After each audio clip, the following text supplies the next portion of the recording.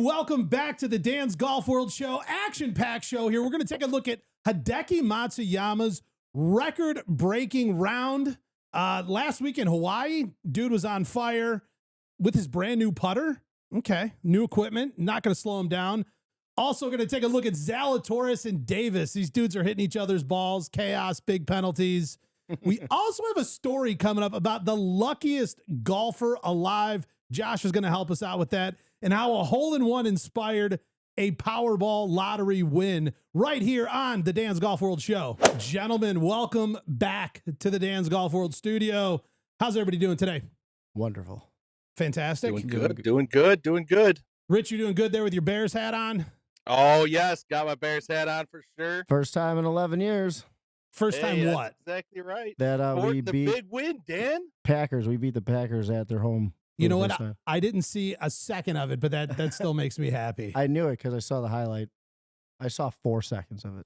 Fair enough. Moving on. You know, what's funny about it is it's like it inevitably actually kind of hurt us overall because we're not going to drop down in our overall draft pick for next year, but it doesn't matter. No. It's the Super Bowl of the year. We beat the Packers in Lambeau. So currently our quarterback, who is going to be awesome. I'm not even going to go down there the whole route. He is awesome, but our quarterback is undefeated in Lambeau.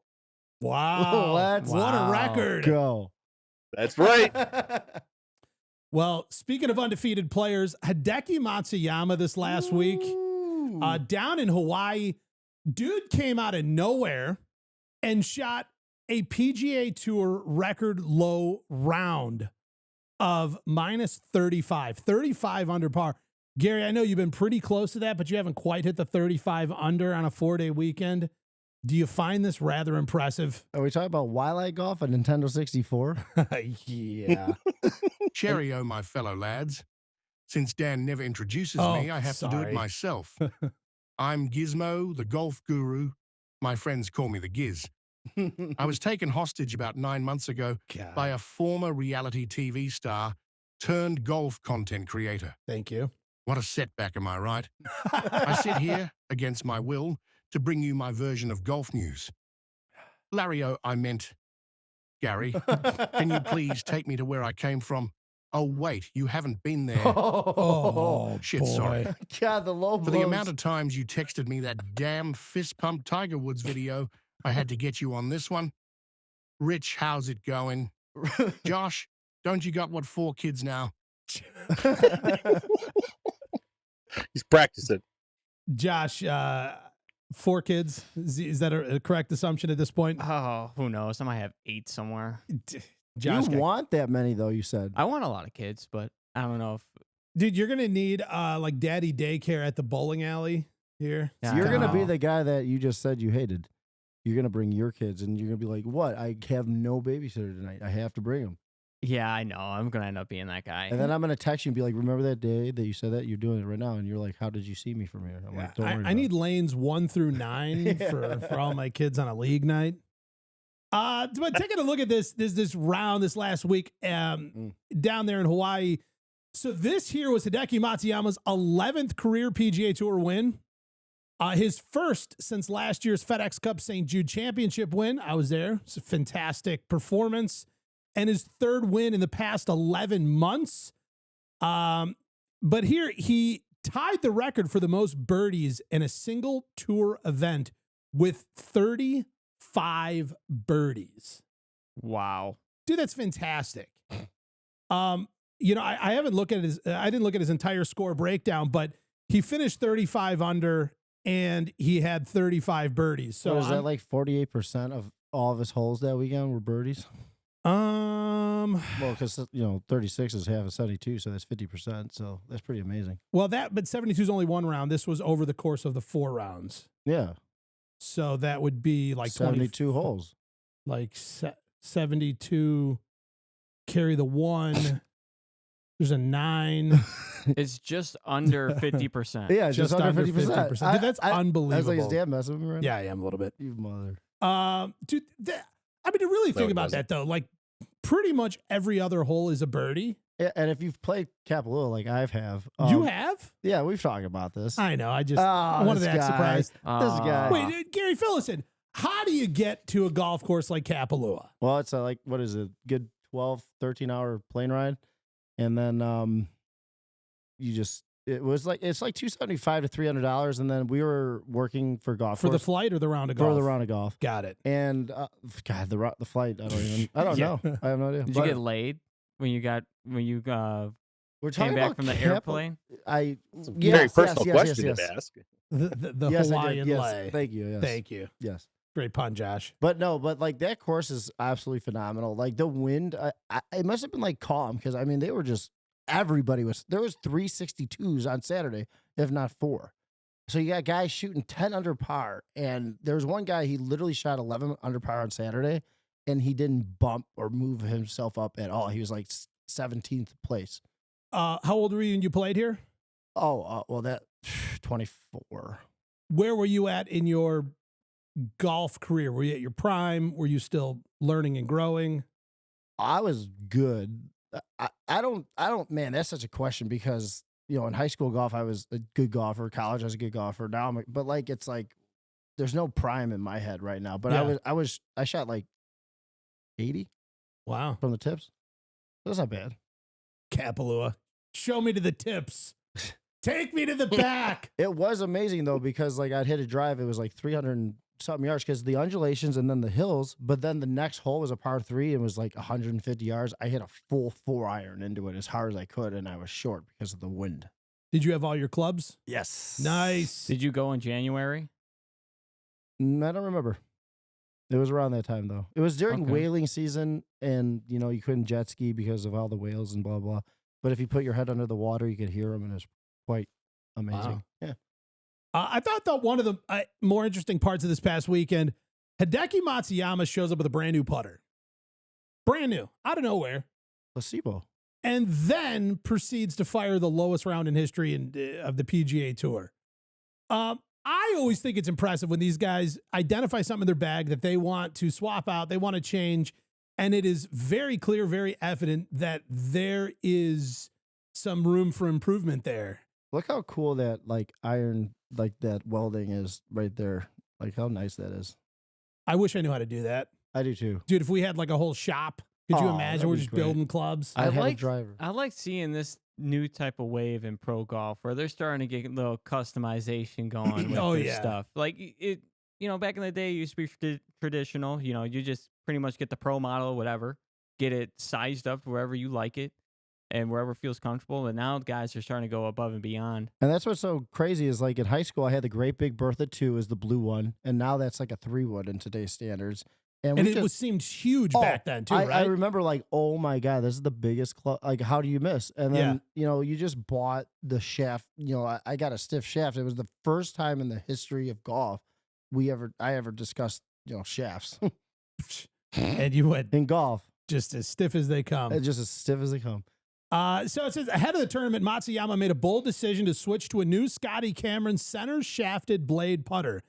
In his own words, I saw somebody else using it and thought, oh, this looks good. So I had them make me one, and I'm using it this week.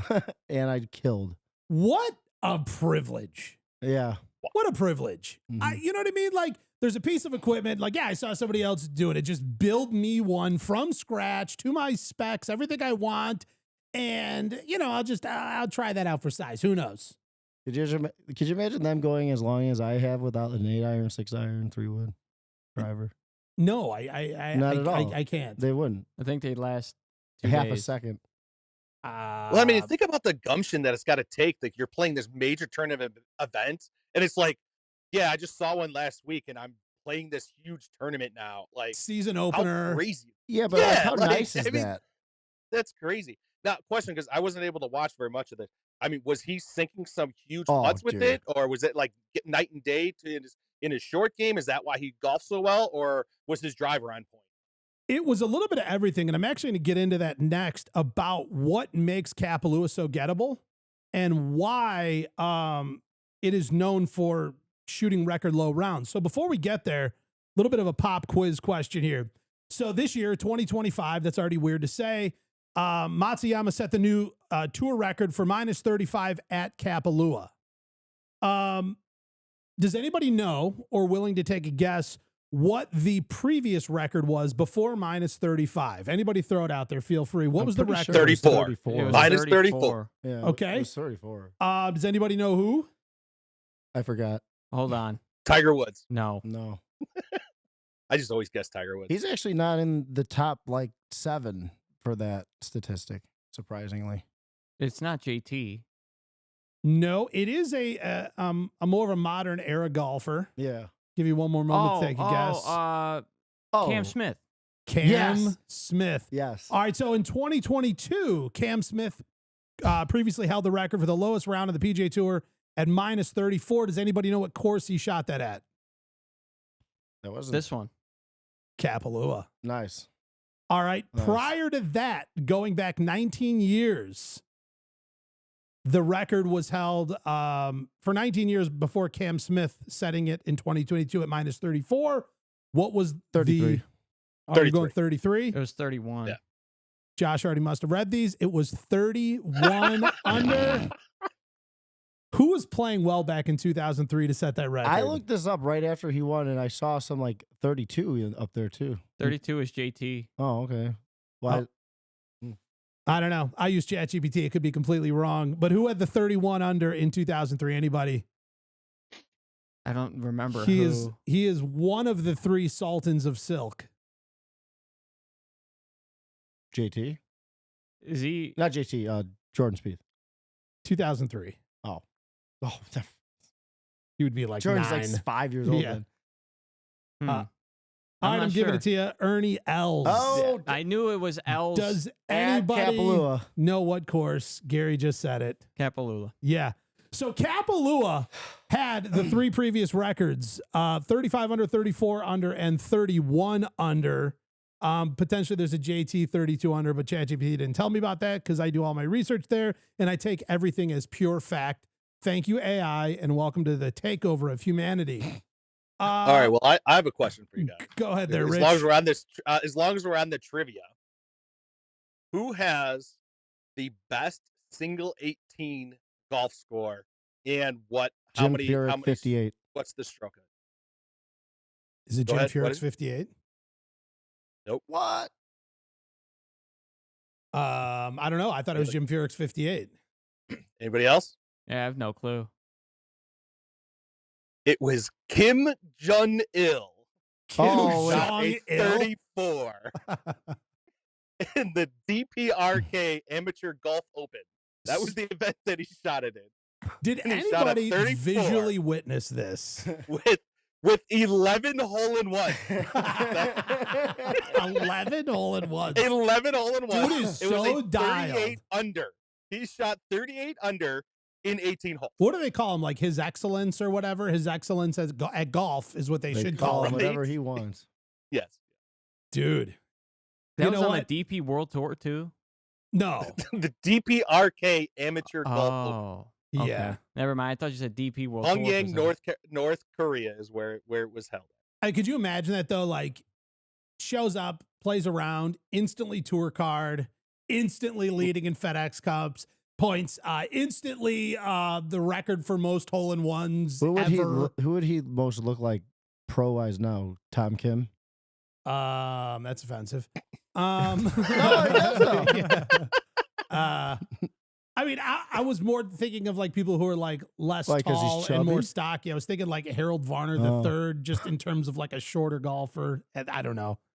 Probably. I Tom always Kim. look over and Josh just look at me like this all the time. He's just got this grin on his face, and I'm like, That he's was either- borderline wrong. Josh is like, It does But- say here that it was witnessed by 17 of his bodyguards. that Oh, are now of his dead. bodyguards. yeah, That yeah. I said wonder. that he I didn't. wonder how it happened. I wonder because of course he didn't hit him. I wonder if he walked off, someone grabbed his ball and said okay, or if someone like picked up his ball and put it in the hole. Or was there No. never even golf involved? No, and this he was just said it. contrived at a desk, Yeah. and everybody was informed of the news that's going to be taking place, and then the press release goes out. I think he did it. I think he shot a 34. Rich on has 18 pure holes. confidence and faith. 11 hole-in-one. Wow. Like that's you know. Rich and Rodman and him golf all the time, so he was there. You know what? Maybe Rodman's helping him like shallow out the downswing, and he's really like, getting him dialed. If he misses, he rebounds it off the cup and just throws it in. 11 hole-in-ones. Gary, how many shots? Let's say you have a perfect setup. You're at indoor. Okay.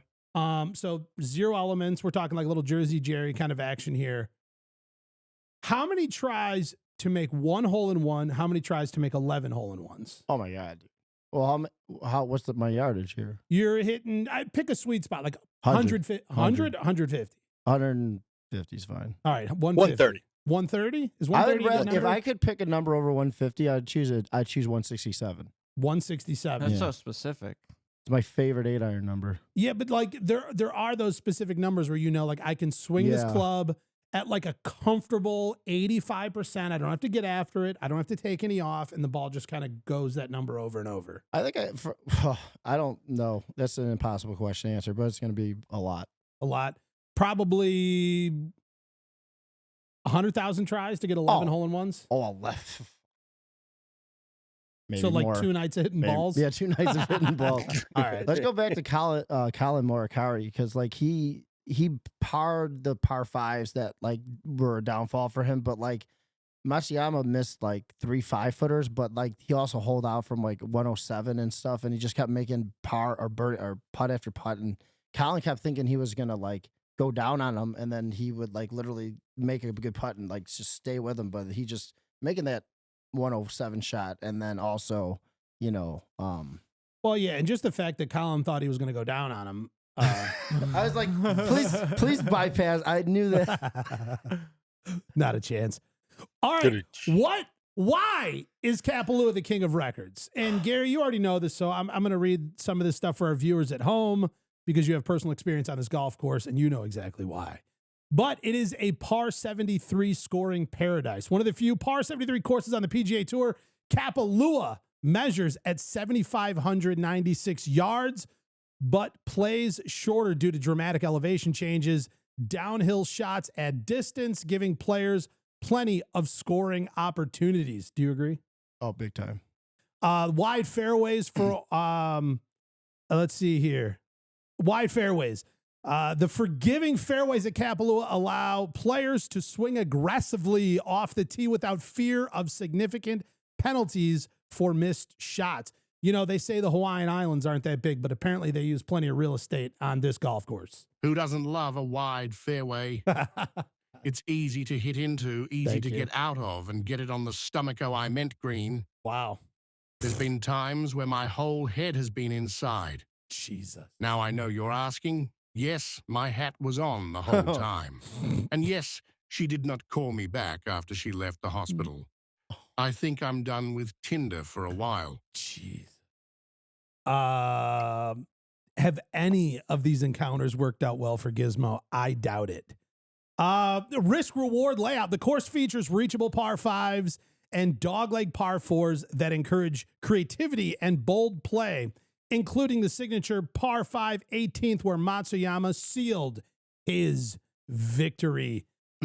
So, Gary, kind of give us a run through. I mean, since you're going to be our resident expert on Kapalua, do you feel like, kind of what we're reading here makes sense? Big course, open fairways, bombable. Well, here's like what's interesting. So they were talking about changing the par 5 into a par 4 that was like number 4, number 5, because everybody was hitting a bomb drive. And I think the average second shot in was like 186 yards. So these guys are hitting like, 9 irons into this hole. But then on 18, each and every guy had 275 to 310 yards away for their second shot. But like the risk reward thing, so you got a huge undulation and it all swoops down to the left. So you could actually, make sure you fly it out to the right and then hit that, spot on the fairway where it's going to roll out. But you also have out of bounds way left and could totally destroy yourself. So those two, I think they should keep that par 5 a par 5 that's really short and then continue what they're doing, because watching Eagles is fun. Yeah. And why not just have one designated tournament to where all these guys go out and just fire it up? Break PGA Tour records. I'll tell you something. One of my biggest pet peeves at a golf course is when you go to a par 4 but you go to the tips and it turns into a par 5. I know there's I believe there might be one at place we normally go to. Green Garden. Green Garden. It was lost it on my head. I don't understand how courses determine that. They're like, the par is this or it's that, depending on if you hit from here or there. Because how would you compare scores? It's like, I shot this. It's like, well, I shot that, but I hit the farther back tees, so I get like an extra stroke. So technically, I kind of won. I don't know. I don't know how that works. I don't know golf course design well enough. Well, what's insane is like if you're playing the championship tees, a lot of these par fours are par fives. Like last night when we were playing the championship tees at Sawgrass, I mean, 458 was a par four, which shouldn't be a par five. No, but that is definitely a long par four. Big par four. Yeah. Hitting full club and then big iron to bring it home. Yeah. So this weekend, how many people, you said that you could really hit the bomb shot to go for the par five to eagle it.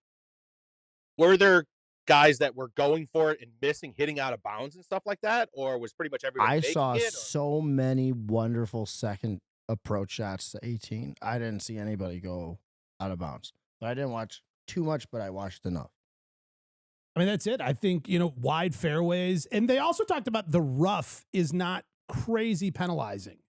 Like we see like at, a U.S. Open where it's just like, I mean, whatever, crazy long dog hair they're trying to hit out of. Where they say that even in those scenarios where they are off the fairway, it's still pretty playable. So I feel like, these guys are just like tee it high and let it fly. Get some of that Hawaiian breeze behind you. Yeah. What's crazy so is the course just... Sorry, go ahead, Gary. Well, I was just going to say, Collins coming second, I don't know how many times at this. And to shoot what he shot and to not, he was just on fire, that other guy. But if you're going to break a record that's never been broken in the history of golf, it's kind of hard to beat that. Yeah. Which has got to be I mean, so is the course just frustrating. is the course just too easy then? I mean, if it is not easy though. It's just, I think these guys are just that good and know where to hit and do it and the undulations. And if it's like a calm, non-windy day, you're going to have such a much easier day at Kapalua. They also said that the month of January is like perfect for that golf course. It really is. Prime weather, prime condition for like the grass to be at its best. Like, could you imagine though, like one of the greatest places on the planet is Hawaii. And then you're going there and playing one of the greatest golf courses in the very time of year that it is at its prime. That is such like peak golf. Whereas like, here's us like trying to get like a spring rate where it's soggy and you got to walk, no carts. You're like looking over and you see whales, you got a rainbow and they're all connect, What cool. do we got here? What do we look over and see? Like, what do we get? You could see two rainbows. Double rainbow? Doubles. And you see them where they end and start. It's cool. You can see the pot of gold. Oh, class. Oh. We get to see deers and deers. Yeah.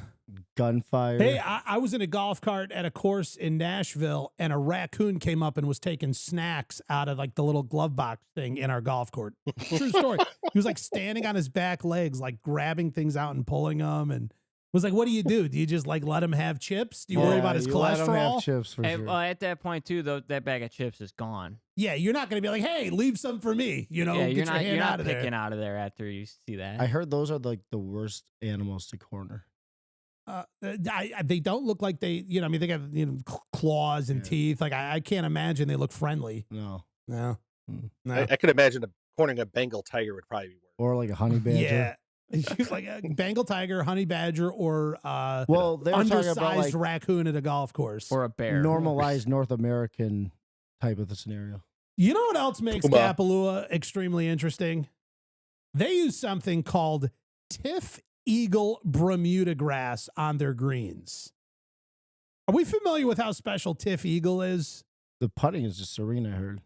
Well, let me tell you this. Tiff Eagle is an advanced type of Bermuda grass developed specifically for golf course putting greens. It is known for its fine texture, consistent playability, and ability to handle the demands of professional golf. Here is why it is a game changer. Smooth and consistent putting surface. Tiff Eagle has fine, dense leaf blades that create a smooth, uniform surface. This ensures a true ball roll, making it easier for players to sink putts with confidence. Also, ultra low mowing height. It thrives when mowed as low as 0.125 inches. Gizmo knows all about that. About 0.125 inches. Thank you, Gary. No problem. So glad you correlated that. Which allows fast greens speed without damaging the grass. These speeds are crucial for professional tournaments like the Century, where precision is everything. It's also very durable. It's a very durable grass. And I don't know that we get much of this grass here in Illinois, but the Tiff Eagle is incredibly resilient, recovering quickly from wear and tear caused by heavy foot traffic or maintenance. Let's see here. What else? This means the greens can stay in top condition even during a multi-day tournament. It's also resilient against pests, disease. Yeah, either way. So I guess, Rich, as you're asking what makes the course so special, it's this blend of things. We've got a course that is pretty big and open, though it's a long course with all these undulation changes. If you have strategy, you can figure out how to cut corners, get to other places. And then when you're throwing the ball up at the green, you've got a pretty consistent surface that you can kind of count on. What they also talked about was the undulation in the green can be very difficult and complicated unless you know the greens well. Then they can be very rewarding. So these guys kind of understand, like, hey, there's a funneling spot. If I hit over here, put some spin on it, I can kind of rip the ball back over to where it needs to be. And think about like Hawaii, like this tournament is like the kickoff, and like, you know, everybody just had Christmas, everybody just had New Year's, and now all these pros and their wives and their families every year in January, you're like, oh, we're going to go to Hawaii. And guess what? We get to play Kapalua, but then we go and play Kaanapali after, or Wailai. So all these guys are there for like a long time. So like, I feel like that also helps in their, shooting so well. Yeah, well, and because they're not traveling around it. Yeah, they're not traveling chilling, around. You're going to be in Hawaii. Yeah, like yeah. And it's like everybody has to probably love going there the most as a family, and then every person that doesn't have kids probably loves the waste management. I'm sure all the players that don't have kids are having a great time. I have a question. Dan, do you know at all how they produce this grass? Because it's developed. It's something. It's a mixture of two. It's a mixture of something and something with Bermuda grass. But like, what do you think they do? Like, do they put it in like a indoor Josh, farm? I'll tell you what they do. It's a mixture between some Kentucky bluegrass and they get some real soft and slow music playing, and they bring a couple young, fresh grasses into the I don't know, what is it called? The horticulture center or whatever, into the greenhouse. And they get stoned to be Jesus in it. Spray a little mist. Get a little mist going. I honestly don't know. I heard that it was just sausage PFM. party. Yeah, thank you. The movie? Wait. Rich, what do you got? What do you got? I heard it was PFM. That's how it's made. PFM. What's that? Yes. Pure fucking magic. Oh. I don't know, but it was developed back in 1999, so they're probably like splicing blades of grass and letting them grow. And you're older than grass. I was wondering if you were born in 96. 98. Oh, 98. 98. Yeah. What's weird is the year you were born, like I remember what I was doing in 98. Like I recall that. That's I was in 5th grade. I still think it's crazy that kids are born after 9/11. That is weird. That is crazy. Mm-hmm. It's also weird that there's kids that are also born where they've never not lived in a world where there's iPads. Yeah. Like they didn't know that there wasn't iPads ever once. I wonder. Mind blowing. I wonder how the kids, like the babies now that are post-COVID, post-pandemic babies. Yeah. I wonder how that's gonna be put in their like U.S. history or like history of the world classes and stuff like that. Because the last time that happened was probably like, was it centuries ago? Dad, did you live through COVID? Like, yep. It was the Spanish flu.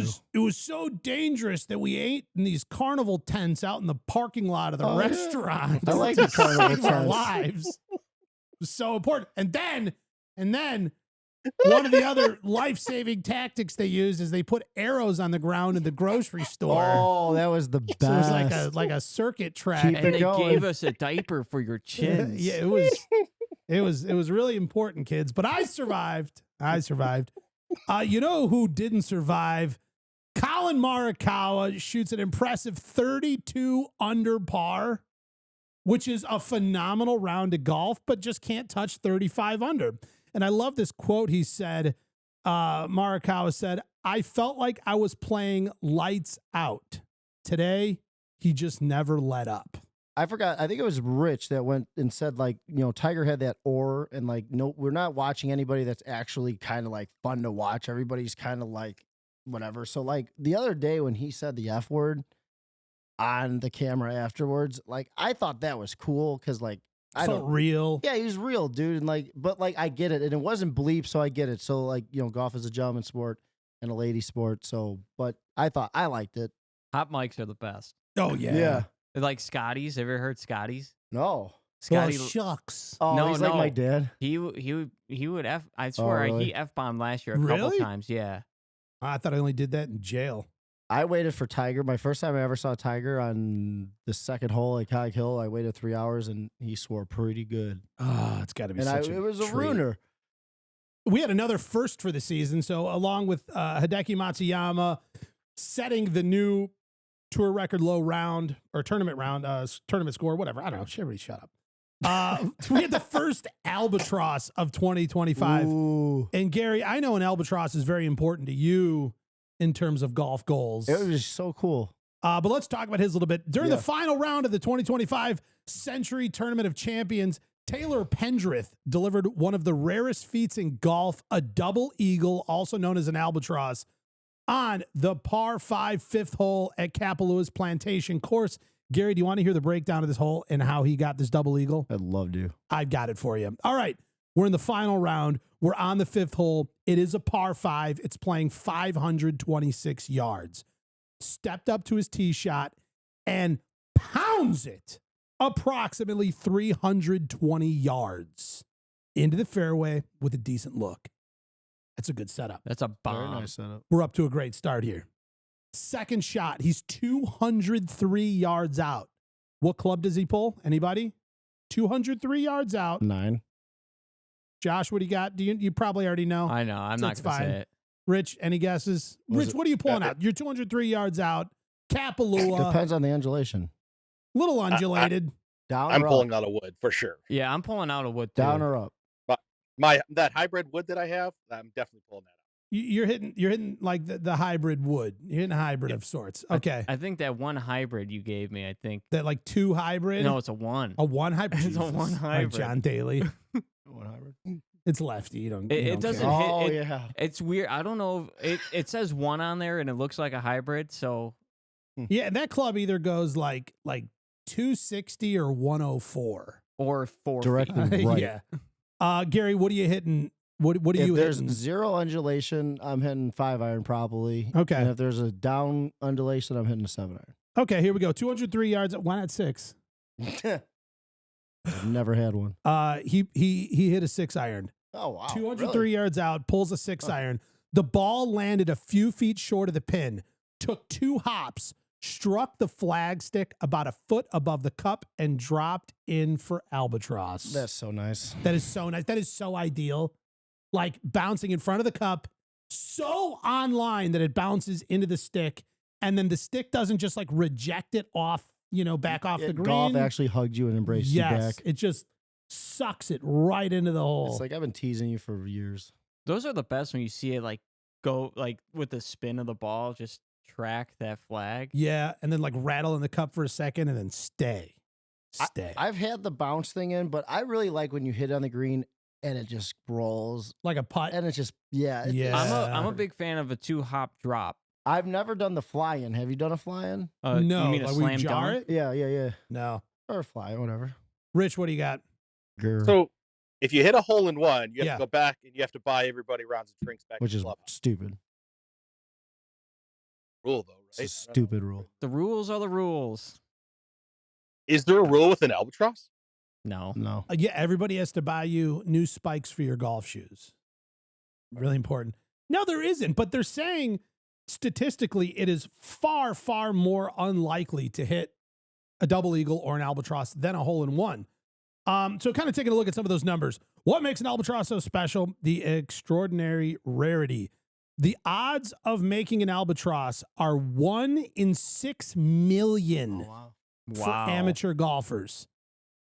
To compare, the odds of making a hole-in-one are around 12,500 for an amateur golfer. So we're talking 1 in 6 million versus 1 in 12,500 for amateurs. Well, isn't that what Gary wants to do this year? Is he put that as one of his goals? That's always one of my. So I have 2 Albatrosses on a simulator, which is not easy to do, but it's also a simulator. But I've come close to a double eagle 20 times minimum. Like there's a lot of par 4 golf courses that we play, like at Green Garden, where there's a 317-yard hole, and I put it 7 inches on the drive. Yeah, but then there's it all depends on uphills, downhills, and all that good stuff. But then on par 5s, I've been a decent. It's a goal, and it's gonna happen. I guarantee you, it'll happen. I feel like Albatrosses are more hard than hole-in-ones because you have to have 2 great shots. Yeah, 100%. Yeah, or just one really great long. Or not long, because and generally speaking, that second shot in your Albatross is generally speaking farther than your average par 3. Yeah. Mm-hmm. So you have to have 2 great shots, and that second shot is statistically most likely going to be harder than the par 3s that a lot of these hole-in-ones are made. This is kind of an interesting stat here. On the PGA Tour, approximately 53 Albatrosses have been recorded since 1990. Averaging about 1.5 per year on the tour. But I find this even more interesting. On the DP World Tour, there have been 153 Albatrosses since the inception in 1972, averaging around 3.5 per year. You said it's every 6 million, 1 in every 6 million? For amateurs, it's about 1 in a million for pros. Since I have 2 on the simulator, does that mean I've hit 12 million golf balls? Easily. Like that is easily the correct number. Or is it 12 million attempts? That's an even harder number to figure out. Well, that's true because it's not 12 million balls. Like every time you're chipping on from 22 feet, out. It's 12. I mean, are we talking 12 million attempts from that specific thing too? I don't know. Whatever, moving on. But either way, I just find it interesting that the DP World Tour is averaging 3.5 per year, whereas the PGA Tour is averaging 1.5 per year. What are they doing over there? They're setting it up easier. What's going on? Way easier. Just easy? Yeah. Isn't the DP World Tour a little bigger than the PGA Tour in terms of players? I would imagine that per event, there's probably not a whole lot more players playing like on the weekend. Isn't that the tour that Kim hit his 11-hole ones? Kind of. Yeah. Kim Jong-il. Or is that what it was? Kim Jong-un. Yeah. All right. So here's a question, Gary. Because again, I really want to focus on you because this is something you've thought a lot about. Albatross. What is the ratio of luck versus skill? Ooh. I think a lot of skill goes involved, like he said, because you got to give it a chance. You got to have 2 great shots or 1 really wonderful drive. Because there's par 4s that are 275. And it would be cool to get one there. And yes, it would be a hole one. Yes, it would be an Albatross. But getting one on a par 4 that's over 300 yards would be really cool. What is the dream Albatross? Par 4 hole one. Par 4 hole in one. Yeah, I'd much rather have that than a 2 on a 5. And over 300 makes it. Because you get a double whammy. You get a double Albatross and a hole one.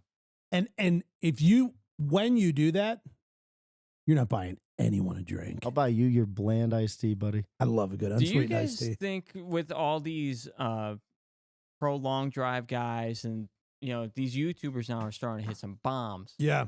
Do you ever think the game is going to get to the point where people are going to be driving greens on par 5s? They're kind of doing that. Well, I think that's where we're getting into the golf ball rollback, where they're saying that we can't keep stretching tees farther back. We can't keep stretching holes out longer. We're running out of room, but equipment keeps getting better. Every year you've got all these club companies putting, billions of dollars into R&D. You've got club companies doing the same thing. You've even got these tees that add 5 more yards. There's all these things. And if you take a look at what a golf course and how it was maintained, I don't know, 70 years ago versus now, you're going to get more consistent fairways and greens and all these things. So you have everything ramping up and improving to not make the game easier, but we're just seeing lower scores, new records, lower rounds, all that. So I think that is where the conversation came into play of we need to do something to throttle this back because golf courses can't just keep being made bigger. There's houses around them. We're running out of room. That there isn't an option to just take Augusta and stretch it out a bonus 1,000 yards. Well, maybe they could there. I don't want to get into that. But I don't know. And I am very against the golf ball rollback because I don't feel like you go out to the local courses around here and we're seeing that issue where dudes are bombing the green on par fives and albatrossing everything. So I think it is a tour player issue only. And so the fact that potentially we all might have to adapt to it doesn't make any sense to me. But that does play into your point of, are we going to start seeing this in the future? And I think that's what these rule makers are attempting to mitigate because they sure seem to think so. Do you think they'll ever cap it at some point? Like, which part? Like talking about like clubs and like balls, like to figure out why, or maybe reduce it. That's the rollback. They're trying to make a reduced flight golf ball. Oh, that's what you're talking about? Yeah. Okay. I didn't put 2 and 2 together. Yeah. And I don't know. It seems weird to me that's like, hey, you got to hit these now. They're kind of like a little bit of duds. I appreciate you talking to me about my goals because I appreciate you. But it's kind of cool because I actually have the one double eagle on video. Do you really? Yeah, it's on the simulator. It's from 200 some yards, 5-iron. What course? I think it was the Kapalua. What do you think? I think it was Scottsdale Troon. Wow.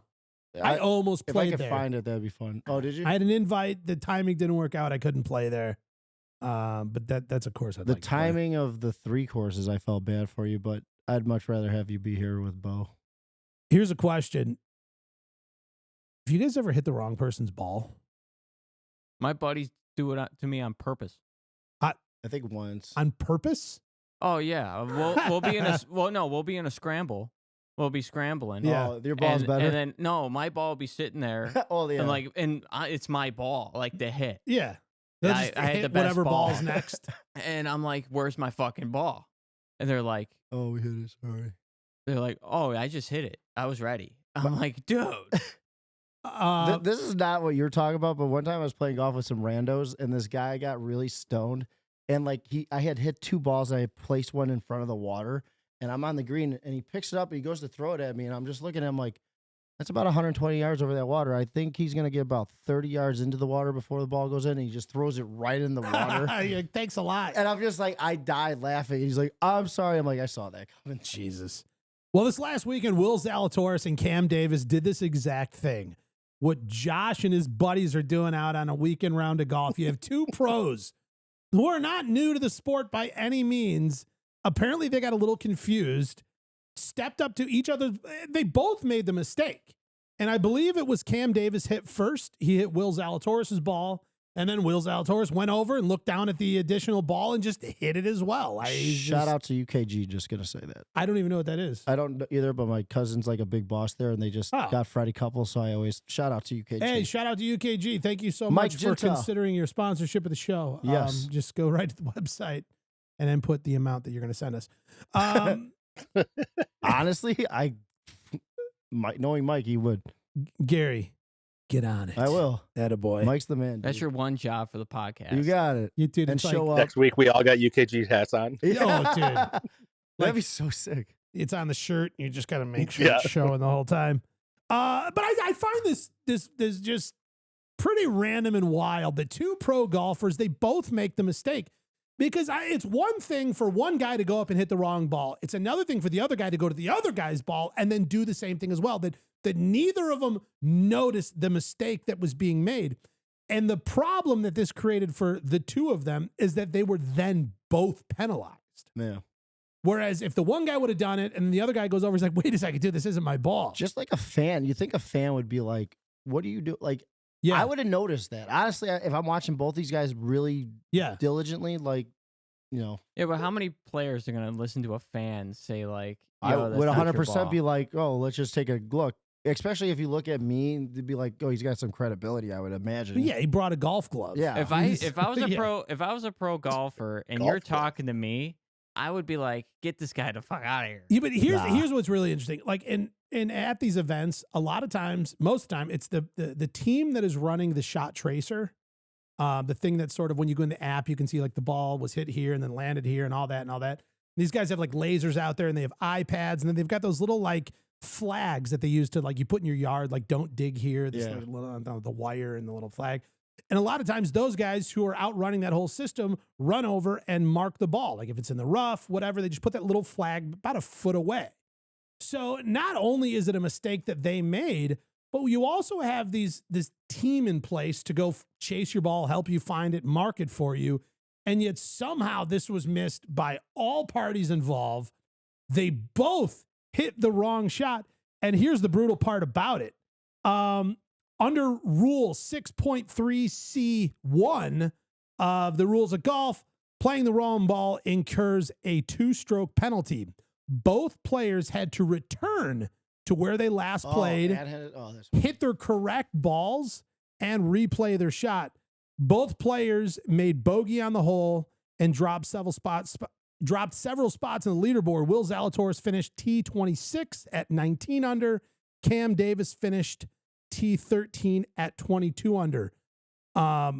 Which is an astounding number. Yeah, right. And also 22 under is T13. It's crazy. Video game numbers. Really is. The Mark Rolfings of the Golf Channel said after the incident happened, it's going to be expensive. And it sure was. I mean, you can imagine, those 2 strokes, what that cost them in winnings at the end of the round. Because you look like, it's like $100,000 like per position. At least 300. Yeah, easily. They're out. I mean, probably between the two of them. Because that was a 3-shot swing there. Maybe 400, 500,000 out the window between the two guys. Gone.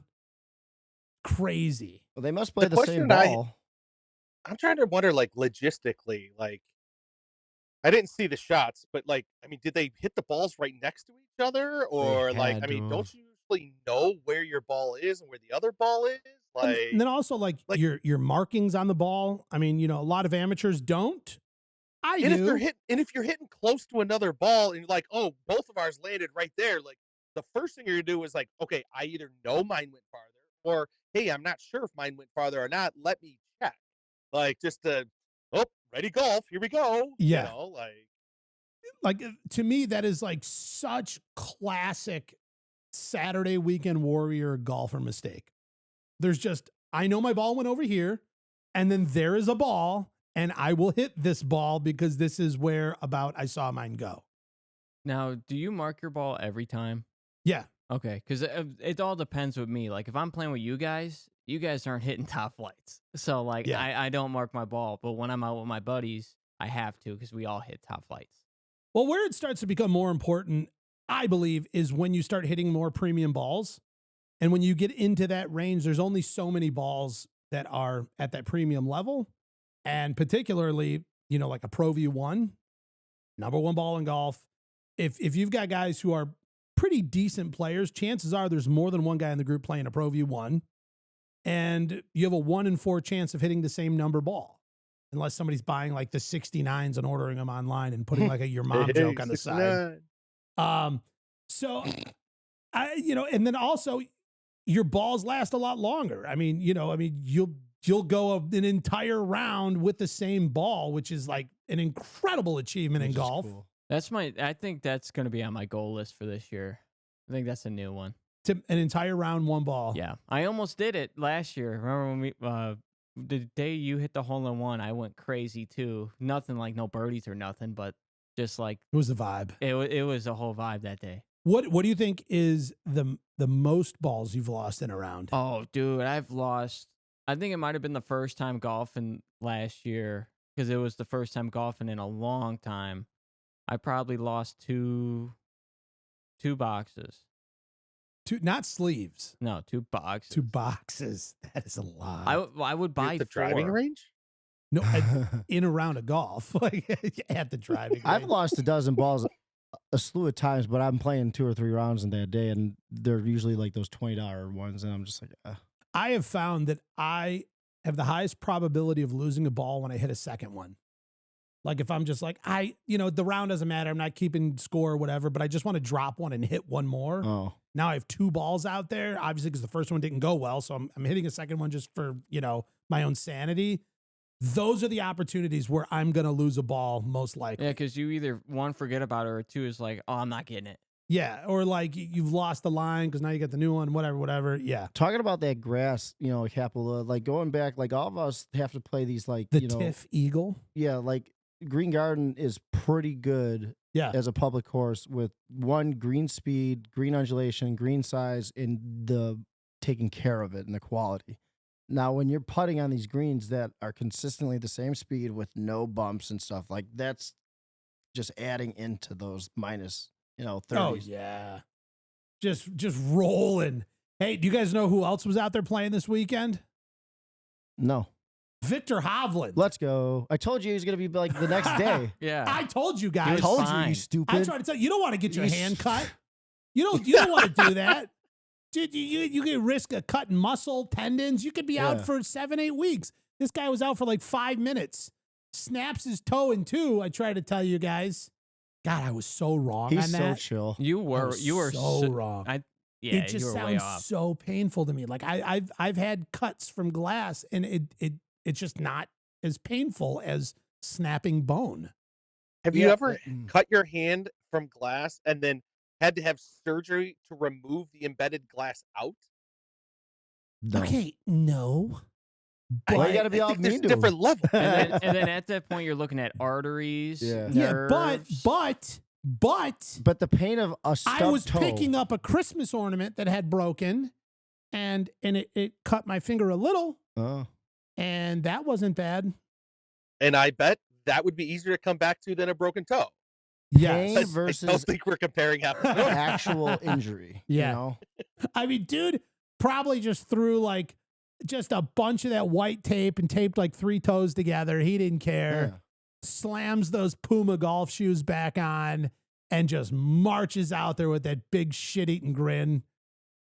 God. Gotta love him. Yeah. He's the man. I think he was like Landman, and he cut it off with his pocket knife that he Oh my pulled God. I out. just watched that. Like the tip of his. Oh my God. Gary, you watching Landman yet? I have not. Billy Bob Thornton. Oh, I the love newest Taylor Sheridan. What's it called? Empire of a show. What's it called? Landman. Landman. Is I'll that have to write new? that down. It is very new, yeah. I think it's one of the latest releases from the Taylor Sheridan God. collection of shows. What is it on? So good. The internet. The I don't know. fall of the house. I think of it's Paramount Usher. Plus. Watch that show. The If you fall li- of what? The Fall of the House of Usher. It is one of the best shows. It is insane. Just go watch it. Wow. Is it about the singer dancer No, Usher? no, it's like Oh. the new Star Trek. Thank you for asking that, Yeah, Rich. yeah, because I knew that they both were thank thinking you. of that. Yeah, I was thinking that too. It like some is P. just Diddy like stuff, the you know? craziest thing I've ever seen, and the acting's phenomenal, and they got a lot of good like stars. But I mean, go watch it. All right. All right. I'm done with the century. I feel like I've been talking about this for like an hour and a half. I do too. I'm getting out of here. There was a lot to cover. Oh, yeah, my camera's over there now. I don't know where I was throwing it. Let me try again. Oh, There we go. I sliced it. Slice. So this is sort of unfortunate for the show, but tonight is the very first TGL match. By the time this show airs, it will have happened. So everything we say on this topic is stupid and pointless because we will only be able to speculate, and you will be listening to speculation after the result is in. Hey, Yes, what Josh. what does TGL this is stupid. stand for? TGL is, in fact, tomorrow's golf league. So Oh, the boy. TGL means tomorrow's golf league. Yes, And this is a Tiger Woods brand, right? correct. I don't know what sounds worse off the tongue, tomorrow's golf league or Sunday Red. Whoever Jesus. is on their marketing team needs to get on Tiger's old schedule. And maybe while impaired, they can come up with better names. Wow. Just, I mean, The disrespect out of Gizmo. I was waiting hit him for right in the head. the shade to be thrown at me, but then it wasn't. But then it was still at the same time. Like, do you take Offense, attacks yes. against Tiger Woods personal? If you start talking shit about Tiger within depending how long you go, I'm gonna just start not liking you. So, like, instantly rage washes Like over, you. and then if it continues, Yeah. it materializes Oh, into. and I have different like responses to numerous things for that. So, how about this? Instead of speculating on how we think the gameplay is going to go, because there's no point. Like I said, the result will be out by the time this podcast airs. I think we should cover this real quick and just do a run through of the format and how this whole thing shakes down. Do you know what course they're playing? It doesn't matter because all the holes are made up. Oh, okay. Yeah, it's all really? the greens are going to be the same. Oh. It's just turned in different That's so undulations. cool. I saw a clip of one of the holes where it's sort of it's like this long, forever straight fairway with like bunkers that run down each side the entire way.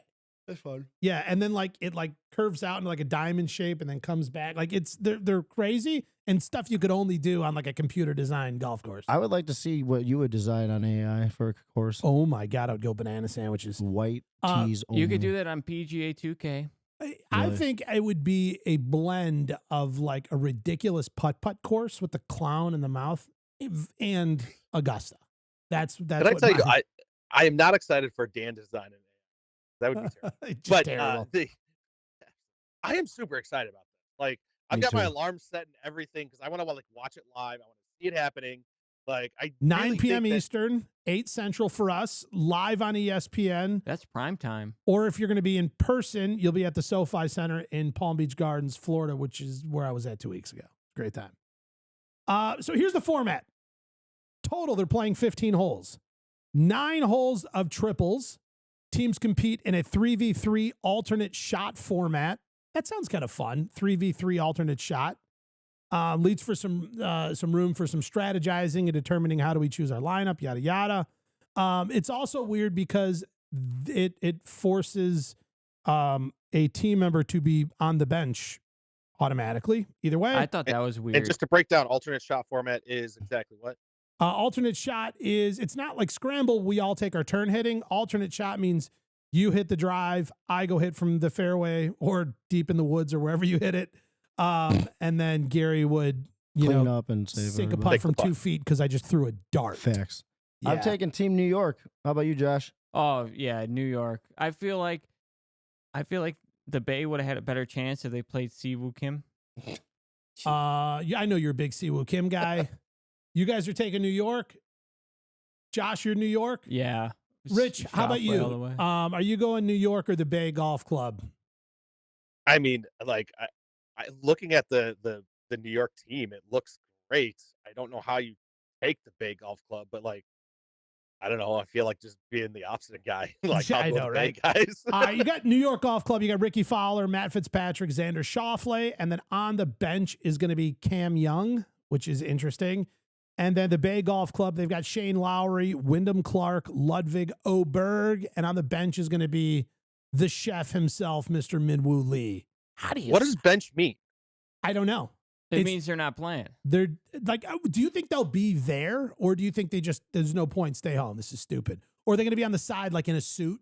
You know what I Ready to mean? go? Yeah, like not suited up to play, but like in like a tie, like a blazer. You know, like a basketball game or Yeah. something. You know? They're going to be there with their rangefinder. Yeah. I do have a question. That the names in the top right corner of this image, is that their team name? The New York Golf Club? No, like New York Golf Club, and this is No, Concrete that's Jungle. where they're from. Like the the Bay Bay has Golf Redwood. Club, Redwoods. Is that their team name? No, that's like describing where they're I from. don't think so. I think that's like maybe like a nickname of sorts, but I haven't seen those names like printed on any of the merch or anything anywhere. Because New York is the concrete jungle. No, I feel like they did Schauffele dirty with that image right there. He kind of looks like Jeff Dunham's old character. Oh no, that's so mean. Poor Xander, dude. Well, if it's anything like Bob Does Sports, he'll give you one back if you ever get a chance to tell him that. So the point system. So the first 9 holes are triples. Then the last 6 holes are singles. Players go head to head in one-on-one matchups. Point system: 2 points if you win in regulation, or 2 points if you win in overtime. 1 point if you lose in overtime, and 0 points if you lose in regulation. That's kind of nice. You push to overtime, you still get a little something. Season structure: each team competes in 5 matches during the season. The season concludes with 3 rounds of playoffs. Best of 3 playoffs. Best of 3 playoffs. Yes. Okay, great. Yeah, Rich, I'm with you though. I am extremely curious, and I will without a doubt be tuning in if I don't completely forget. But yeah, an alarm on the phone I think will help. So how often? So this is the first night. Do we know like how often they're playing. So I mean, they obviously have it laid out with how many matches. It is Monday nights only. Okay. And there Tuesday is nights? What's that? Tuesday nights. Tuesday nights. What did I say? Monday, Tuesday. Jeez. Okay. I'm still off since the new year. What year even is it? Yeah, do you know what I just did too? I thought Siwoo Kim was on the team. It's Minwoo Lee. Oh my God. See, Wow. you're worse than Gary. Oh man. Oh, it's getting canceled already. Yeah, so like some of these teams won't play for like several weeks because there's just one, there's two teams playing on Tuesday nights and that's it. There's not like, all these matchups all weekend and there's 4 total teams, 5 teams, 4 teams. I think 6 teams. 6 we got teams. 6 I believe teams. there's 6 6 teams. because everyone plays each other once. It's not enough. Gotta play each Well, other more. think Yeah, about me it and Dan though. play with each other all the You time. got to remember this is like being fitted into their PGA Tour schedule too as well. So it's almost like the days that they have off now they're coming here to go do this. What are they winning? So I just looked it up. The I don't know. TGL is going to be 15-week golf series. 15 weeks. January to March. So we're January, February, March. Yeah. What's Okay. the prizes, Rich? Look that up as well. I know they got a big fancy trophy that lights up. That's fun. They all get one, or is it just like, Is it a Minwoo team? Lee? That's it. Just give it to Min. I'll tell you something though. That Bay Golf Club team looks so weak against New York. How many Joshes in a scramble would it take to beat one Ricky Fowler? 40? Okay. Wait, what? But dude, you're talking about one of the greatest golfers on the planet. I don't think And Josh 40. is new. No, it might be 40. I'm thinking maybe 10. All right. I put you at a 165-yard par 3. How many tries until you're birdieing that hole? 3. 20. I don't believe If you he- on 3. I think On a simulator, it's 1. what I really think is it'll take him 10 shots to get to the green. Oh, come God. on. Oh, And man. then Oh, 10 shots wow. to par. The disrespect. It's just respect. I'm not doing the inflating thing anymore. We're going to talk real now. I heard the last time Josh golfed, he had 11 holes in one. He sure did. Yes, he did. 2 cases of balls. I don't know. Speaking of Tiger I've Woods watched more than you, though. I and all the guarantee stuff that he does, because obviously this Tiger. league was formulated by Tiger. Did you guys hear he won the Player Impact Program this year? Yeah, for the, what was it, 3rd time? Yeah. You pretty pumped about that? I see it. You're fist bumping over it. there. Tiger. He's getting his check from him in a couple weeks. So for those that are listening that are unfamiliar, the Player Impact Program is basically a chance for the PGA Tour to hand gobs of money to guys regardless of how good they did at golf. I mean, essentially. What did he get? Like 60? He got 10. The top spot is $10 million. Oh, So okay. he got the 10. So here we go. Tiger's victory in the VIP. Tiger Woods claimed the top spot in the Player Impact Program, 3rd time in 4 years, earning a $10 million prize. Despite limited tournament appearances due to injuries, Woods continues to dominate the fan engagement and media metrics that define the PIP. Player Impact. Player Impact Program. Let's talk a little bit about the program. Let's get a little history on this. Introduced back in 2021, the PIP was designed by the PGA Tour to reward players who generate significant fan engagement and positive attention for professional golf. The program acknowledges players whose influence and popularity grow the sport, even if they're not always at the top of the leaderboard.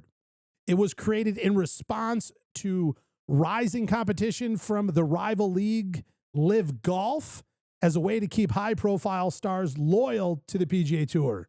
So ultimately, and like I said, they looked at guys like Phil Mickelson, who weren't exactly winning all the time on the PGA Tour, and got handed a massive check. They're like, okay, well, what about these other guys who aren't winning all the time? What's going to stop them from taking a massive check and joining Phil Mickelson on the high flyers over at Live? Well, they're like, well, I know what we'll do. We'll just count up all the tweets and then give Tiger $10 million. I have a question Simple. about that. Done. Now, do you think this is a way to keep those guys playing on the tour, even if they're like lower in the standings? Without doubt. I think, to me, I don't think it keeps them playing on the tour. I think it keeps them Motivated? from not going to Live. Oh. because there's just that extra way to make money and to be at the thing that was the orig. Right. Like, I mean, you know, I think the talks of the Phil Mickelson sign-on bonus was like between 150 and 200 million. And I mean, dude, his win at that. What do you call it? Meanwhile, Tiger Woods has made 30 million from the PIP program. Wow. So yes, 30 million, ton of money, fantastic. You know, I've probably blown 30 million 100 times in my life with John Daly at the casino, but I guess it's a little bit. It's supposed to help. Scotty Scheffler 8 million, Rory McIlroy 4.5, Xander 4.5, Jordan Spieth 4.5. That's going to help pay off his wrist surgery. Well, especially when they're doing it like that, that really would motivate me because like it's just not just one big prize. It's one, you know. Colin Morikawa 4.5, Shane Lowry 3.5, JT 3.5, my guy Tommy Fleetwood 3.5, Wyndham Clark 3.5. Here's some of the metrics, and this is what surprises me about the fact that Max Homa is not on this list. Yeah. But the PIP ranking combines internet searches, media mentions, social media engagements, which is where I think Max Homa dominates, TV sponsor exposure, so that you even get points for just being paid to be in commercials. Is that funny? It's like the TikTok hierarchy when you're like in the creator fund and like, you know, how many views, how many shares, you know, and they just, you know, that's the same thing. That's kind of cool. Literally. What blows my mind is I created an image here. Yeah. Between Scotty Scheffler and Tiger Woods. With Scotty Scheffler obviously having one of the greatest seasons of his career and losing the -- 1 spot to Tiger Woods. But here, so Josh put together a little bit of this, I forgot what is this called, like the Google search Google ranking or something. Yeah. And we could see here in blue, we have Tiger Woods and how often he's searched. It looks to me like we've got a pretty healthy spike around the Masters. I know we don't have a date under there, but that's the first sort of spike. Mm-hmm. And then it's Tiger Woods earlier in the week because we all wanted him to win. And then it was Scotty Scheffler a little later in the week because he actually won. And then we float along a little more and Scotty Scheffler spiked to whatever they're calling 100%. And my guess, that is the week that Scotty Scheffler did hard time and went straight to jail. But I do like it. People are like, yeah, but we should search Tiger Woods this week too. Like, I mean, he gets a little bump. What's crazy is that Tiger Woods still beat him. Yeah. Like, even though he's got that massive peak, Tiger still beats him with those little peaks that he's got on there. I mean, I think they're not wrong in the fact that regardless of how much Tiger Woods plays, he is still hands down the most popular golfer in all of golf's existence forever. So the other parts that go into the Nielsen Q score as well as fan engagement, all these things go together to make up the PIP. Here's what I find funny though. This was meant to combat Live Golf. And yet even like 2 years into the program, they just cut the thing in half. So year one, this thing had $100 million budget and it paid out the top 20 players for all the reasons we just heard. There should be like a smaller retired golfer thing for other guys that are still doing that too, like Jack. By 2024, they had hacked the program in half down to 50 million and split it among 10 players instead of 20. So whatever they thought they were doing to keep these guys from Live Golf, instantly was chopped in half. But they're now changing the program again for 2025. We're off to a brand new year. The program's going back to $100 million annually. That's right. Apparently the 50 million wasn't enough, but they are changing some of the more controversial, calculations in this. And now it is going to be a blend of player performance, FedEx Cup points, and media mentions. I think for the past couple of years, there's like, sorry, honey, we're tight on money. Yeah, we're tight on money. Better get these guys tweeting about me. Do they give you a hierarchy to what's the most important pinpoints for achieving this? Like getting searched is like the best. No, because here's the criticism on the PIP program is two of the things. On-course achievements played no significant role in ranking, leading to questions about the program's alignment with the competitive spirit of golf and opaque scoring. The weighing of metrics was unclear, leading to criticism over how winners were determined. So they don't actually tell you what it takes to win. They just give you this. It's similar to like when you have like a video taken down from TikTok. You never know why it was taken down. You don't know what you did wrong. They just send you like a 700-page terms sheet that you agreed to and tell you somewhere in there you broke a rule, and we're not going to tell you which one. And they don't even like when you appeal something, they don't. Yeah. I was on a live golfing, and the live got taken down for nudity, and I was in full Sunday red with a sweater on. Like how? And then you appeal it. Maybe it was you were so good looking you were creating nudity. But seriously, like people were though, taking their tops off when you appeal it, and then they're like, "No, you did it," and like, "No, I didn't. No, I didn't. You guys didn't even review take the one tape." Yeah, I need to throw a flag on the play and review the tape. I don't know what that's called. They did that with my Instagram thing too. Yeah, you were right. Yeah, challenge the play. Well, even the first part. Nice flag. Throw out my flag. Yeah, you throw your challenge flag. Whatever. These guys are getting a ton of money. None of it's for me. I don't care. Everybody shut up. All right, speaking of a ton of money, Josh, bring us home with this story you found. Oh, dude, I found this really cool and interesting story. All right. What do you got here?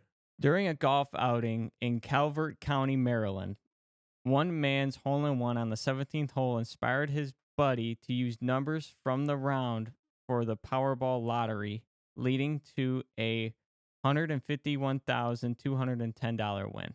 So his hole-in-one got him to buy a Powerball ticket using numbers incorporated in with this hole-in-one. That is so cool. So here we go. And Josh, I just want to let you know that this is where you dropped the ball big time. You were there for my hole-in-one. Yes, I was. And then you didn't take all those numbers and buy a winning lotto ticket to split with me. Could you I imagine know. that? But all right, give us the breakdown here, Josh, because I find this really interesting. Before I give you guys a breakdown of the numbers and everything, I want to tell you guys the odds of hitting a hole-in-one for an amateur is 1 in 12,500. All right. And then I broke those odds. Yeah. So is Gary multiple times. Odds to win Powerball, the Powerball lottery, 1 in 292.2 million. So you have to have the 1 in 12,500 to happen in order to then play in the 1 in 29.2 or 292.2 million. Correlate is like 1 in billion. So news from the Maryland Lottery website.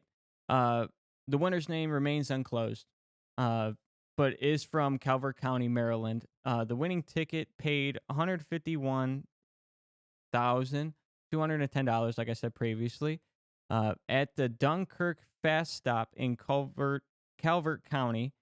Drawing was held December 21st. Just before Christmas. Yeah, just what before a treat. Christmas. It's a wonderful thing. What a treat. The numbers that he used. Yes.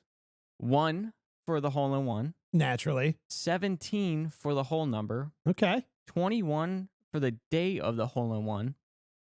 58 was the combination of the cart numbers between the group.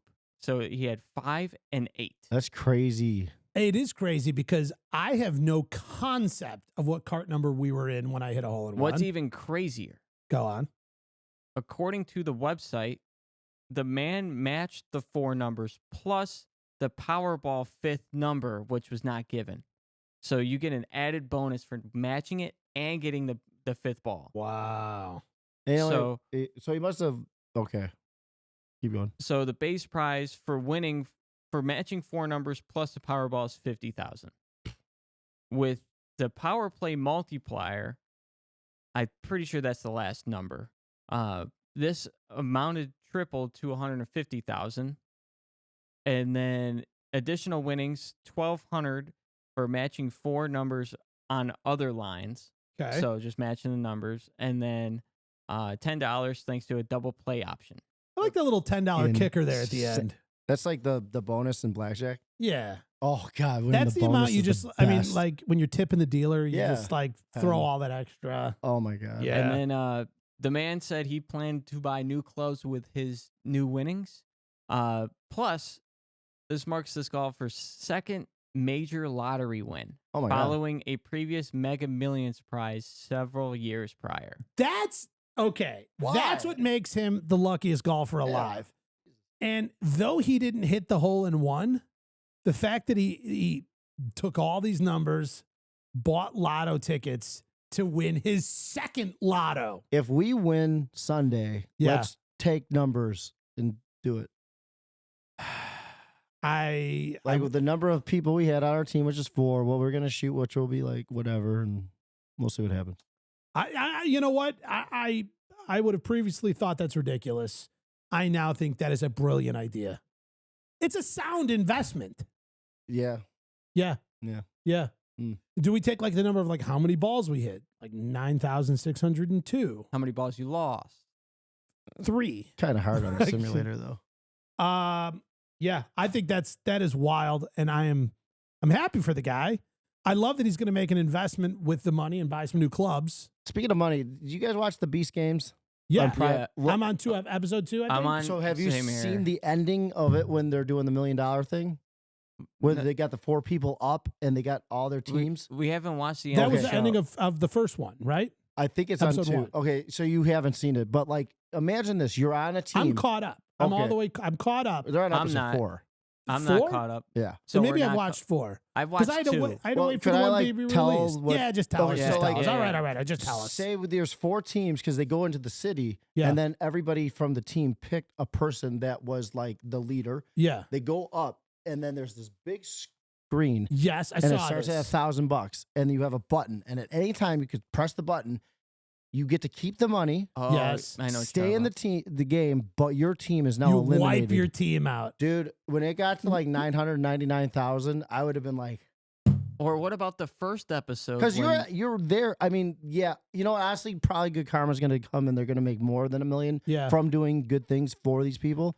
But like, you're on a game show to win money, and all you had to do is this to win $1 million, and you're in the game still for 5. Dude, and screw all these people you Forget just 'em. met. Forget, Who like, I think cares? I forget it. I think at the beginning was worse. The first episode when they're all sitting on those Self- platforms. Yeah. And And you could delete your row. delete your row by collecting the money, and it got up to what, $100,000. Yeah, but then the first dude took it for like $20K. Yeah. Like it was like whatever the first offer was. Like, yeah, I'll take that. Like, just screw all you guys immediately. I'm taking What's- that amount. What's crazy is you see the shots of the people who are like, I'm not touching it. Don't worry about me. Yeah. 5 minutes later, Bam. boom. Yeah. The entire time that the one guy Dino was up there, like they were worried about him actually like pressing it. If I was up there, I'd have been like, no, oh. no. And then like, And then press it. ah, Sorry, screw all guys, you go home. guys. I'll give you each 10 grand. So to kind of wrap us up here before we get out of things, next week, the tour, still in Hawaii, still making that Hawaii swing, not Love to be the artwork. confused with the West Coast swing, the Florida swing, or the Texas swing. They're playing White Lie, right? We are in the Hawaii swing. Let's see. They are playing White Lie. The Sony. yes, Waialae. Which I've played 1,000 times on Nintendo 64, which means nothing. I tell you what, Gary, I have never been to Hawaii. I've never been to any of these courses. I would love to go. White Lie's on Kapalua or Kapalua. Do you know the one thing that I think would ruin an entire trip to Hawaii and being a part of this Hawaii swing? What? The one thing is Rick? if somebody shot a missile at Hawaii. That would ruin it. Why would you be thinking this? Or there was even a false alarm of a missile heading to Hawaii. I think that would ruin it. Don't you agree? Okay, but why is that your thought? In the midst of the 2018 Sony Open in Hawaii, a false missile alert caused widespread panic, briefly disrupting the tournament and leaving players, spectators, and officials scrambling for safety. Here's how it all unfolded. Are you ready? I am. I never Okay. heard this. This is interesting, right? Taking a little trip down memory lane to 2018. A text message went out at 8:07 a.m. HST, Hawaii Standard Time. Thank you. From the Hawaii Emergency Management Agency, or as they go by, HIEMA, okay, saying ballistic missile threat inbound to Hawaii. Seek immediate shelter. This is not a drill. Like, to add that part, this is not a drill makes it the most insane text ever. What was your instant thought hearing that? Because ask me what mine was. Go ahead and tell me what yours is. Fuck that. We're going to keep playing golf until I die. Right. Like, what are you going to do? Like, hide under a tree? Yeah, I'm golfing. Well, no, in Hawaii, you're kind of stuck. All right, Gary, let's just say, it's going to happen. The missile's coming. It's happened before. You're less than a minute away. What, in a dream scenario, you're about to get just nuked off this planet.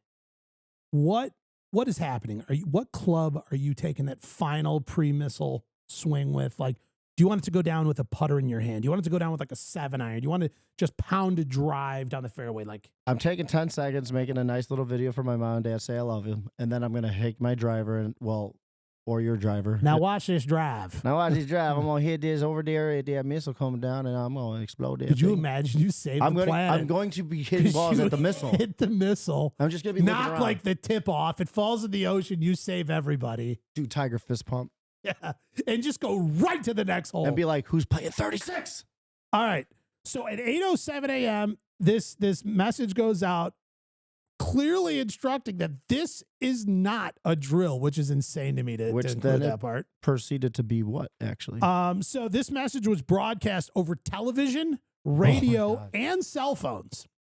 8:07 a.m. At 8:10 a.m., one of the Hawaii National Guard's generals called the Honolulu cops and notified them that the alert had been a false alarm.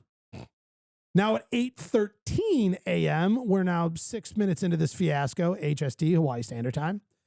Officials used the state warning point system to cancel the alert, preventing it from being sent to any phones that had not already received it. So now we're 6 minutes in and we're just making sure nobody else gets this alert. Okay. At 8:20 a.m., Haima posted messages on social media platforms urging people to disregard the erroneous alert. Governor David Ige, I don't know how to say his name, retweeted, got on Twitter there before it was X, retweeted the Haima message and posted a similar message on his Facebook to notify followers that the alert had been canceled. By 8:25 a.m., an email from the state was sent advising the initial alert was not correct. The delay the delay in sending the corrective message led to confusion and panic among residents and visitors of Hawaii. How come the cops could have moved this fast in Nashville or Louisville? Here's the real question. Okay, great. National Guard calls the cops. Okay, cool. What do they do? Like get in their car and be like, hey, everybody, that was a false alert and everything's fine. And then we're going to go on Facebook and then retweet it. And then about 20 minutes later, we're sending out an email. Who's checking their email? Like you got a missile inbound and you're like, oh, I got to refresh my email here. I don't know. If I was a PGA. Dan sends me emails all the time. Do I look at them? No. No, not now. If a missile's coming, do you think you're refreshing and replying all? I'll be like, this has got to be spam. If I'm on the tour, my first tweet after all this would be like, sorry guys, they just saw one of my bombs and they got confused. that was a Gary bomb. They saw my drive. Not in fact. Gary ran out of golf balls, so he's hitting that foam football that you hear the spiral ring. The Vortex? Yeah. Oh, I love the Vortex. Remember the Vortex? Good. Remember the Vortex commercials? Love the Vortex. And you're like, oh, I could throw this thing 2 football fields every time. Yeah, Troy Aikman's on here throwing this thing, 700 yards. So can I. I love that thing. That was cool. Yeah, so that was wild. Back in 2018, what a wild day during the Sony Open and a false alarm to a near catastrophic event. That would ruin the Hawaii swing. Am I right? It would. Mm-hmm. Yeah, I know. Oh. Let's hope it doesn't happen again this year at next week's event at the Sony Open in Hawaii. Look at that art. That is beautiful art. Who's the person who's inscribed in this? I have no clue. Got a little Tom Kim to him, but not a lot. It's like if Tom Kim and Rory McIlroy. Oh, that's not. Sorry, I don't even want to visualize that. All right, guys. I don't know. I think that's it. I know I stepped off for a second, but yes, I Rich. do have a quick question on that. What would your reaction if you got that alert on your phone that said panic? Missile inbound? Panic.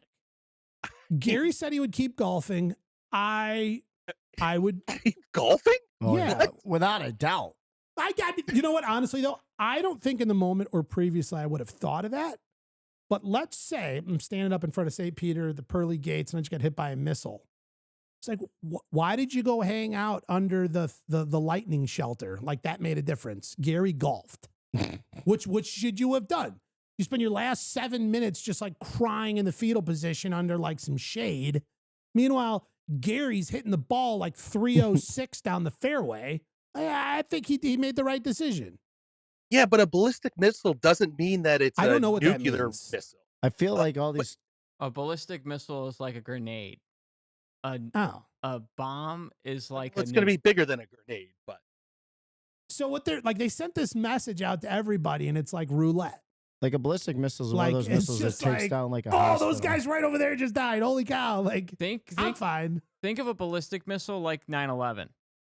Like a plane. Okay, that's way different. What? No, like the planes. Hold on. Plane is the I'm missile. going to go back to Rich here. Okay. Rich, I know what you're saying. take me down your thought process here. Well, I'm just saying with a ballistic missile, and I got to go. I have 2 customers that just walked in. Okay. The ballistic missile, like it could have any size warhead, and so like if you're taking shelter, there's a good chance that if it blows up over here, you're going to be fine. Yeah, Where if I'm you're on number 7 and it hit number 1. I'm fine. So Gary died because he golfed, because he didn't go to the shade shelter. Golfing.